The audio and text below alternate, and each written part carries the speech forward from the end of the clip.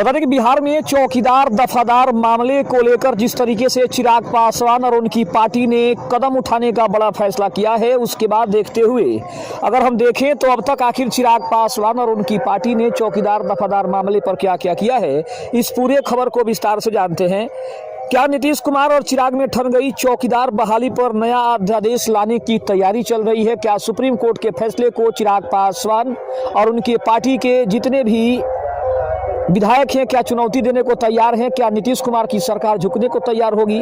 नमस्कार, मैं हूं संजीव और आप देख रहे हैं आप तक न्यूज। अगर आप हमारे चैनल पर नए हैं तो चैनल को जरूर सब्सक्राइब कर लें। आपको बता दें कि क्या नीतीश कुमार की सरकार और सुप्रीम कोर्ट एक बार फिर से इस मामले पर बड़ी सुनवाई करेगा? केंद्रीय मंत्री चिराग पासवान ने अगर देखा जाए तो हाल ही में काफी कुछ कहा है और उनकी पार्टी ने भी लगातार चौकीदार दफादार मामले को उठाने का काम किया है। अगर हम बात करें तो संसद में सबसे पहले इसका मुद्दा उठाया गया 13 फरवरी 2026 को। चिराग पासवान के जीजा और सांसद अरुण भारती ने लोकसभा में चौकीदार दफादार बहाली का मुद्दा जोरदार तरीके से उठाया।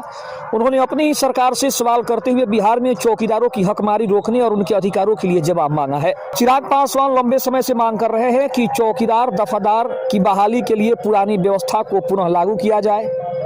उनका तर्क है कि ये परिवार पीढ़ियों से सेवा कर रहे हैं और वर्तमान में आर्थिक संकट से जूझ रहे हैं। सरकार पर दबाव बनाने मंशा है। चिराग पासवान ने मुख्यमंत्री नीतीश कुमार और उप मुख्यमंत्री सम्राट चौधरी से मिलकर इस विषय पर सकारात्मक निर्णय लेने का आग्रह किया है। उन्होंने स्पष्ट किया कि यदि सरकार मांगे पूरी नहीं करती है तो वे सड़क पर उतरकर आंदोलन भी करेंगे, क्योंकि जिस तरीके से चौकीदार दफादार के जो भी आश्रित हैं वो लगातार गर्दनी बाग में, पटना में लगातार प्रदर्शन कर रहे हैं सड़क से। अब ये मामला सदन तक जा पहुंचा है और सदन में भी लगातार इस मामले को उछाला जा रहा है। अब देखा जाए तो पटना के गर्दनी बाग में चौकीदार दफादार समाज के लोग अपनी मांगों को लेकर अनशन पर बैठे हैं। हालांकि चिराग पासवान ने उन्हें आश्वासन दिया है, लेकिन अभ्यर्थियों का एक वर्ग मांग पूरी न होने पर आगामी चुनाव में विरोध की चेतावनी भी दे रहा है। बिहार सरकार ने हाल ही में 28,000 से ज्यादा चौकीदारों के पदों के लिए नई नियमावली तैयार की है, जिसके तहत जल्द ही आवेदन प्रक्रिया शुरू होने की भी बड़ी संभावना जताई जा रही है। बिहार में चौकीदार दफादार बहाली के लिए पुराने नियम को लेकर वर्तमान स्थिति कुछ इस प्रकार से सामने आ रही है। अगर नए नियम के प्रभावी तरीके से लागू होने की बात करें तो बिहार सरकार ने बिहार चौकीदार संवर्ग नियमावली 2026 का ड्राफ्ट तैयार कर लिया है। इस नए नियम के तहत अब बहाली लिखित परीक्षा और शारीरिक दक्षता के आधार पर होगी, न कि पुराने पारिवारिक विरासत के आधार पर। पुरानी व्यवस्था पर रोक की बात करें तो 2023 से ही आश्रितों की सीधी बहाली की पुरानी व्यवस्था पर रोक लगी हुई है। चिराग पासवान और उनके मंत्री संजय पासवान लगातार सरकार पर दबाव बना रहे हैं कि एक अध्यादेश लाकर पुरानी व्यवस्था को पुनः बहाल किया जाए ताकि इन परिवारों का हक। अगर बात करें तो केंद्रीय मंत्री चिराग पासवान का इस पर क्या रुख है, उसके ऊपर भी बात करना, चर्चा करना बेहद जरूरी है। चिराग पासवान ने स्पष्ट रूप से कहा है कि वह पुराने नियम के पक्ष में है और मुख्यमंत्री से इस पर सकारात्मक निर्णय का आग्रह कर रहे हैं। उनकी पार्टी के सांसद अरुण भारती ने भी फरवरी 2026 में लोकसभा में ये मांग उठाई है कि बिहार में चौकीदारों की हकमारी रोकी जाए और इसके लिए नया अध्यादेश लाने की या फिर नया रास्ता तलाशने की कोशिश की जाए। अगर मौजूदा स्थिति की बात करें, भर्ती के नए शर्तों की बात करें तो वर्तमान में जो भर्ती प्रक्रिया शुरू होने वाली है उसमें 10वीं पास होना और साइकिल चलाना अनिवार्य कर दिया गया है।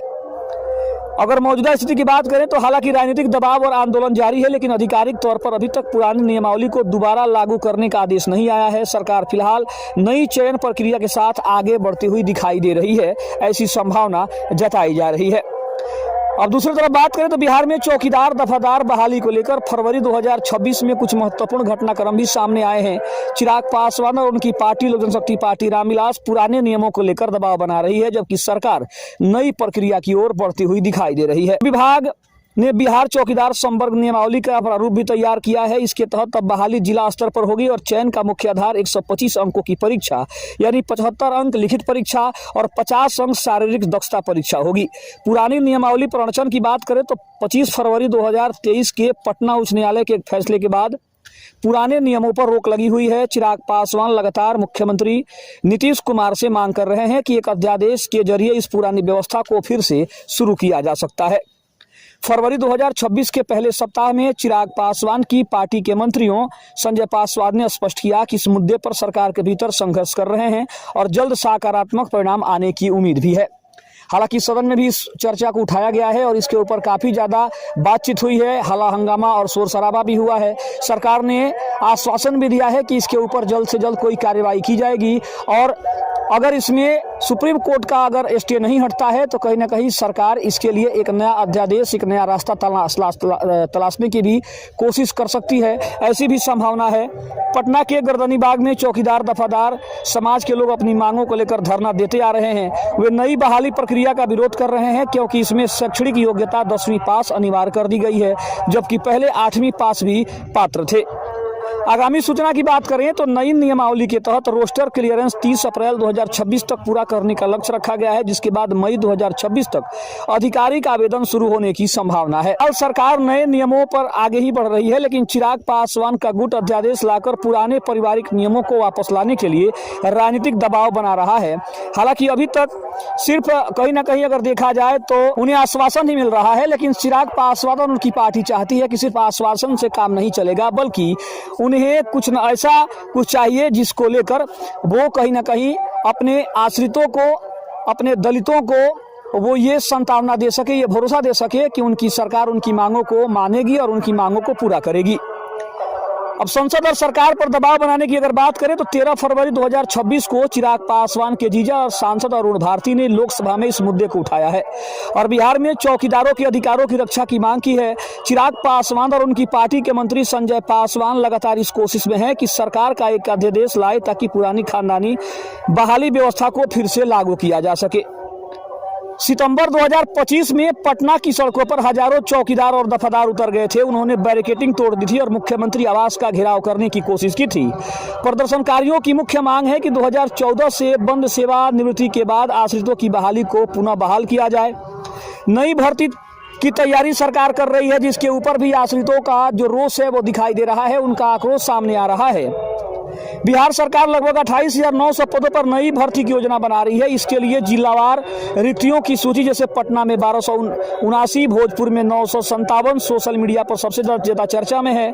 नई नियमावली 2026 के अनुसार चयन अब लिखित परीक्षा और शारीरिक दक्षता के आधार पर होगी। सरकार का ऐसा जो है फैसला आ रहा है।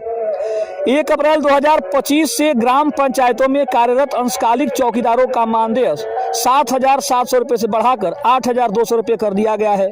चिराग पासवान के गुट ने स्पष्ट चेतावनी दी है कि यदि सरकार मांगे पूरी नहीं करती है तो वे सड़क पर उतरकर आंदोलन करेंगे। वहीं चौकीदार समाज के कुछ लोग मांग पूरी न होने पर आगामी चुनाव में एनडीए के खिलाफ वोट देने की चेतावनी भी दे रहे हैं। वर्तमान स्थिति की बात करें तो सरकार फिलहाल परीक्षा आधारित नई भर्ती की ओर बढ़ रही है, जबकि चिराग पासवान और आंदोलनकारी संघ पुरानी वंशानुगत व्यवस्था को वापस लाने के लिए कानूनी और राजनीतिक लड़ाई लड़ते हुए दिखाई दे रहे हैं। तो अगर देखा जाए तो बिहार में महासंग्राम छिड़ गया है। चिराग पासवान ने ताल भी ठोक दी है और कहा है कि हक नहीं मिला तो ईंट से ईंट बजा दिया जाएगा। क्या ये व्यवस्था लागू हो पाएगी? क्या आश्रितों को उनका हक मिल पाएगा? क्या पुरानी व्यवस्था को फिर से लागू किया जाएगा? सरकार क्या इसके ऊपर स्पष्ट आदेश लाएगी? क्या इसके लिए कोई नया रास्ता निकलेगा?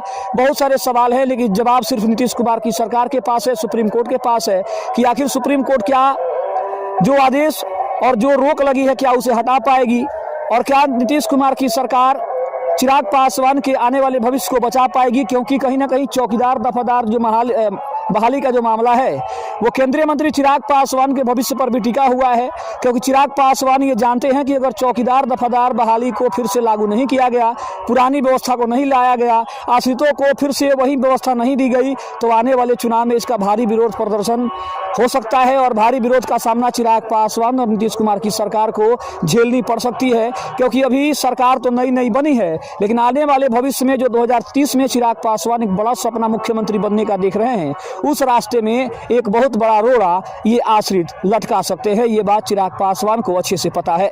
खबर आपको कैसी लगी कमेंट में जरूर बताइएगा। चैनल पर नए हैं तो चैनल को जरूर सब्सक्राइब करिएगा। तब तक के लिए धन्यवाद। जय हिंद, जय भारत।